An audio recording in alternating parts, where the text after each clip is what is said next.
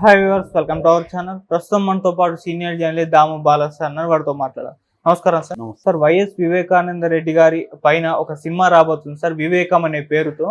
అయితే ఈ సినిమా మరి ఎవరు తీస్తున్నారు, డైరెక్టర్ ఎవరు, ప్రొడ్యూసర్ ఎవరు, మరి ఏ టైంలో రిలీజ్ అయ్యే అవకాశం ఉంది, దీనివల్ల ఎవరికి మేలు జరిగే అవకాశం ఉంది సార్? వివేకం అనే ఒక సినిమా ట్రైలర్ చూశాను. అది ఏబిఎన్ ఆంధ్రజ్యోతి ఏబిఎన్ ఛానల్లో కూడా పెట్టారు.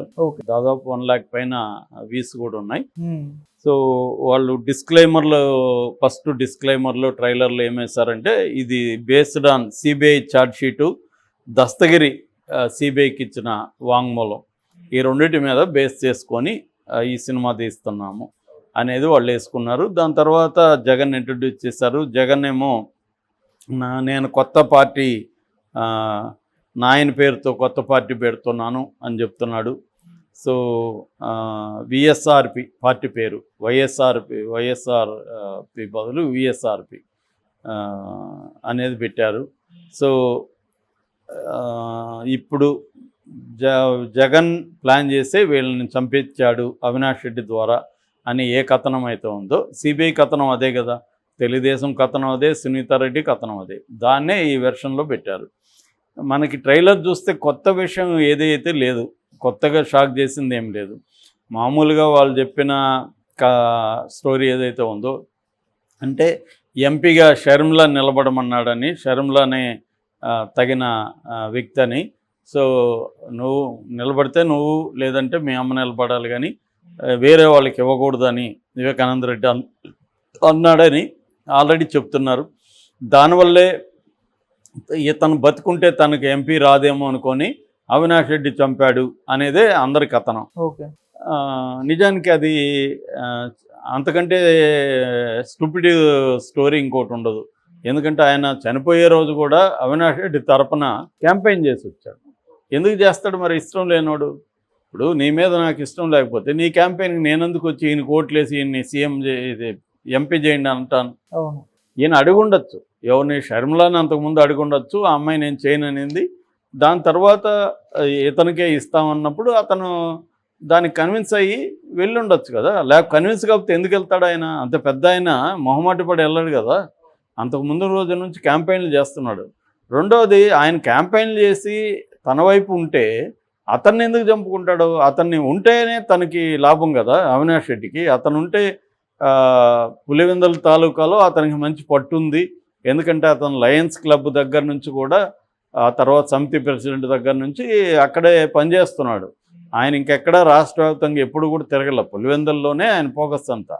అందుకని పులివెందుల్లో ప్రతి ఇల్లు తెలుసు, ప్రతి మనిషి ఆయనకి తెలుసు.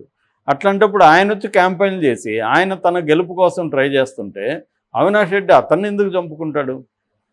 ఇది బేస్లెస్ పాయింట్. అందుకనే ఇది ఏ కోర్టులో కూడా నిలిచే పాయింట్ కాదు. ఇప్పటివరకు సిబిఐని కూడా, ఆ మధ్య కూడా హైకోర్టు, తెలంగాణ హైకోర్టు దాదాపు 16 ప్రశ్నలు సంధించింది. సో మొత్తం కథనంలోనే మేజర్ ఫ్లా ఉంది. అంటే మోటివ్ ఇంపార్టెంట్. ఎప్పుడైనా ఒక హత్యలో మోటివ్ ఇంపార్టెంట్. ఆ మోటివ్ రివెంజ్ కావచ్చు, లేకపోతే మర్డర్ ఫార్ గెయిన్, అంటే చంపడం వల్ల తమకు ఏం లాభం అనేది కావచ్చు. మోటివ్ని నువ్వు ఎస్టాబ్లిష్ చేయాల్సి ఉంటుంది, నిరూపించాల్సి. ఎందుకంటే ఐ విట్నెస్ లేదు ఇక్కడ. చంపిన వాళ్ళైతే వీళ్ళు, ఎవరు చంపించిందనే దగ్గర అయితే లేదు. చంపిన వాళ్ళు అనేది కూడా ఎవరు చెప్తున్నారు? దస్తగిరి చెప్తున్నాడు. దస్తగిరి డబ్బులు తీసుకొని హత్య చేసిన ఒక కిరాయి హంతకుడి మాటకి కోర్టులో ఎంత వాల్యూ ఉంటుంది? అదొక్కటే సరిపోదు. దాని తర్వాత వీళ్ళు మెటీరియల్ ఎవిడెన్సు, డాక్యుమెంటల్ ఎవిడెన్సు ఇవన్నీ కూడా పెట్టి ప్రూవ్ చేయాల్సి ఉంటుంది. అవేమో లేవు. అప్పుడేమో ఓదరగొట్టారు, ఏది గూగుల్ టేక్అవుట్ అని. ఫైనల్గా గూగుల్ టేక్అవుట్ తేల్చేశారు వాళ్ళే. గూగుల్ టేక్అవుట్ పనిచేయదు, ఫోన్ డేటా లేదు. ఆయన యాక్టివ్గా ఉన్నాడని చెప్తున్నారు. యాక్టివ్గా ఉండకుండా ఎందుకు ఉంటాడు? నైట్ అంతా యాక్టివ్గా ఉన్నాడంటే ఆయన క్యాంపెయిన్లో ఉన్నాడు. ఆయన ఫోన్ యాక్టివ్గా, నా ఫోను ఇప్పుడు మనం ఓపెన్ చేస్తుంటే కూడా యాక్టివ్గా ఉన్నట్టు ఉంటుంది. దాన్ని నువ్వు ఎలా నిరూపిస్తావు? యాక్టివ్గా ఉన్నాడు కాబట్టి అతనికి అంతకులతో సంబంధాలని. కాబట్టి ఏ రకమైన సాక్ష్యాలు లేవు. ఇంతవరకు ఆ లెటరు నిన్న హైడ్రేన్ టెస్ట్కి పంపించారు, అదేమైంది ఇప్పటి వరకు తెలీదు. అప్పట్లో పంపించారు, ఆ గొడ్డలి రికవరీ కాలేదు. మరి వీడే చంపినాడు, వీడే అప్రూవర్గా మారితే వాడికి తెలుసు కదా గొడ్డలు ఎక్కడ పెట్టాడో. దస్తగిరికి వాడు ఎందుకు చెప్పట్లేదు తెలీదు. సో ఈ మొత్తం కథనంలో ఈ సిబిఐ తీసుకొచ్చిన కథనం దాన్ని బేస్ చేసుకొని వివేకం అనే తీసే కథనంలో ఎక్కడ కూడా కన్విన్సింగ్ స్టోరీ లేదు. ఓకే. ఇదే పైగా వీళ్ళు ఈ ట్రైలర్లో ఉన్నదైతే ఎవరికి తెలియని యాంగిల్ ఏమి చెప్పలే. వీళ్ళు ఆల్రెడీ వందల సార్లు టీవీల్లో, యూట్యూబ్ ఛానల్లో, పేపర్లలో వచ్చిన కథనం, దస్తగిరి అనేక సార్లు ప్రెస్ మీట్ పెట్టి చెప్పిన కథనం ఇదే వచ్చింది తప్ప, సునీత చెప్పిన కథనం ఇవే వచ్చాయి తప్ప ఇంకేమీ కొత్త పాయింట్ అయితే ట్రైలర్లో లేదు.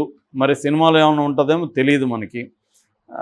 తర్వాత ఇంకొక విచిత్రమైన విషయం అంటే ఎవడు సినిమా తీసినా, షార్ట్ ఫిల్మ్ తీసినా డైరెక్టర్ ఎవరు, ప్రొడ్యూసర్ ఎవరు అనే పేర్లు ఉంటాయా? అవును. దీంట్లో అస్సలు ఎవడి పేర్లు. ఇదో విచిత్రం. ఎవడు తీస్తున్నాడు ఈ సినిమా? అంత ధైర్యం లేదా వీళ్ళకి? అర్థం కాలేదు. ధైర్యం ఉంటే సినిమా డైరెక్టర్ పేరు వేయాలి కదా, ప్రొడ్యూసర్ పేరు వేయాలి కదా, ఎందుకు వేయట్లేదు? అంత భయపడుతున్నారా? సో కొంతమంది ఏమంటున్నారంటే అసలు దీనికి దస్తగిరి ప్రొడ్యూసరు, దస్తగిరి డైరెక్టరు, దస్తగిరి పేరు వేసుకుంటే భయపడి వాడు పేరు వేసుకోలేదు, అందుకని దస్తగిరి వాంగ్మూలం ఆధారంగానే పెట్టారు టైటిల్. దస్తగిరి అనే పేరు తప్ప దీంట్లో ఇంకే పేరు లేదు కాబట్టి దీన్ని దస్తగిరి తీస్తున్నాడు ఈ సినిమాని, దస్తగిరికి తెలుగుదేశం వాళ్ళు ఫండ్ ఇస్తున్నారు అన్న అభిప్రాయం కూడా కామెంట్లలో చూశాను నేను. ఓకే. సో క్లియర్గా అదైతే దస్తగిరి తీసాడు లేదు, ఎవడు తీసాడు లేదు మనకు తెలియదు. ఎలా చెప్తాము దస్తగిరి తీసాడని? పేరు అయితే దస్తగిరి ఉంది, డైరెక్టర్ పేరు, ప్రొడ్యూసర్ పేరు, ప్రొడక్షన్ హౌసు, దీనికి కెమెరా ఎవరు, మ్యూజిక్ ఎవరు, ఏదీ లేదు. మరి ఏదీ లేకుండా ఒక ట్రైలర్ని ఎలా రిలీజ్ చేస్తారో నాకు తెలియదు. పోనీ సినిమా థియేటర్కి రాబోతుందా? అది కూడా రాదు. సినిమా ఎక్కడంటే వివేక బయోపిక్.com అనే సైటు, ఆ సైట్కి కూడా వెళ్ళి చూశాను నేను. ఆ సైట్లో కూడా ఏమీ లేదు. ఓన్లీ 100 రూపాయలు కట్టి ఈ సినిమా చూడండి, 22వ తేదీ రిలీజ్ అవ్వబోతుంది అనే డీటెయిల్స్ తప్ప ట్రైలర్ పెట్టారు అంతే. ఆ సైట్లో ఇంక వేరే ఏమీ లేదు అసలు. అంత సింపుల్ సైట్ అది. అంటే ఓన్లీ సినిమా చూడడం కోసం 100 రూపాయలు అక్కడ క్లిక్ చేస్తే 100 రూపాయలు కడితే 22వ తేదీ నుంచి సినిమా చూడవచ్చు. మరి సినిమాలన్న డైరెక్టర్ పేరు, ప్రొడ్యూసర్ పేరు ఇస్తారా? అక్కడ ఇచ్చేటైతే మరి ట్రైలర్లు ఇచ్చి ఉండాలి కదా. ఇవన్నీ డౌట్స్ ఉన్నాయి. అంటే దస్తగిరి తీసాడా దీన్ని, తెలుగుదేశం దస్తగిరి దగ్గర తీయించిందా అనేది కూడా తెలియదు. ఎందుకంటే వాడు చెప్పిన కథనం మీదే సిబిఐ ఆధారపడి ఇది చేసింది. మిగతా ఎవరు కూడా వాళ్ళు చెప్పట్లేదు, చెప్పినట్టుగా లేదు, వాంగ్మూలాలు వాళ్ళవి లేవు. సో ఇందులో కూడా ఈ ట్రైలర్లో కూడా వీళ్ళ వ్యవహారాలే ఉంది. సునీల్ యాదవ్ గొడ్డలు వేసి నరుకుతున్నట్టు ఉంది, అవే పెట్టారు. అంటే ఎర్రగంగిరెడ్డి నెంబర్ 1 దీంట్లో, A1 accused number 1 Erragangireddy, number 2 Sunil Yadav, number 3 Umashankar Reddy, number 4 Dastagiri, number 5 Devireddy Sivasankar Reddy, number 6 Gajjala Uday Kumar Reddy, number 7 YS Bhaskar Reddy, number 8 Avinash Reddy. So ఇది ఆర్డర్. వీళ్ళందరినీ చూపించారు. సో దస్తగిరి లాంటి వాడిని పెట్టారు, జగన్ లాంటి క్యారెక్టర్ని పెట్టారు, ఇటు భారతి లాంటి క్యారెక్టర్లు, ఇవన్నీ అయితే పర్ఫెక్ట్గా ఉన్నాయి దీంట్లో. ఇంక వివేకానంద రెడ్డి అయితే పర్ఫెక్ట్గా వివేకానంద రెడ్డి లాంటి క్యారెక్టర్ని పెట్టారు. అంటే వీళ్ళు క్లియర్గా ఒకవైపు స్టోరీని తీసుకొని దీన్నే పెట్టారు. అందుకనే వాళ్ళు ముందు కూడా వేశారు. సో ఇది ఖచ్చితంగా దీని వెనకైతే తెలుగుదేశం ఉండే అవకాశం ఉంది. ఎందుకంటే వీళ్ళకి ఎవరికి లాభం ఈ సినిమా వల్ల అనే దాన్ని బట్టి మనం చెప్పేయచ్చు. ఎట్లాగైతే వ్యూహం శబదం వెనక వైసీపీ ఉందో, యాత్ర వెనక వైసీపీ ఉందో, యాత్ర 2 వెనక, యాత్ర వెనక కూడా, అలాగే దీని వెనక కూడా అంతకుముందు వచ్చిన రాజధాని ఫైల్స్ వెనక కూడా తెలుగుదేశమే ఉంది. తెలుగుదేశానికి సంబంధించిన ఒక ఛానల్ వాళ్ళే దాన్ని ప్రొడ్యూస్ చేశారు. అట్లాగే ఇదైతే అసలు పేరు కూడా దాంట్లో ఉన్న రాజధాని ఫైల్స్లో డైరెక్టరు, ప్రొడ్యూసరు వాళ్ళందరూ పేర్లు ఉన్నాయి, వాళ్ళు మాట్లాడారు మీడియాతో. ఇది ఏమీ లేకుండా ఇంత సీక్రెట్గా చేయాల్సిన అగత్యం ఎందుకు ఏర్పడింది అనేది అర్థం కాలేదు. దీనివల్ల జగన్కి ఏ రకమైన నష్టం అనేది కూడా చెప్పలేము. నష్టం ఉండొచ్చు, ఎందుకంటే లాస్ట్ 2019 ఎలక్షన్లో దీన్ని ఉపయోగించుకున్నారు జగన్ వాళ్ళు. అప్పుడు కూడా చంద్రబాబు చేశాడు. ఇవన్నీ కూడా వాళ్ళు కూడా దీన్ని రాజకీయంగా ఉపయోగించుకున్నారు తప్ప దీని చంద్రబాబు ఈ హత్యకు సంబంధం లేదు. ఆయనకి తెలుగుదేశం వాళ్ళకి క్లియర్గా సంబంధం లేదు ఈ హత్యతో. అది తెలిసి కూడా జగన్ అప్పుడు చంద్రబాబు మీద నేరం మోపి నారాసుర రక్త చరిత్రను బుక్ చేసి జగన్ కూడా క్లియర్గా రాజకీయాలు చేశాడు. ఈ హత్యని రాజకీయంగా ఉపయోగించుకున్నాడు. అప్పుడు సునీత రెడ్డి కూడా జగన్కు ఉపయోగపడింది. ఓకే. ఇప్పుడు చంద్రబాబు దీన్ని ఉపయోగించుకోదలుచుకున్నాడు. ఆ కాంటెక్స్లో వివేకం సినిమా అనేది రిలీజ్ అవబోతుంది. Okay sir, thank you so much.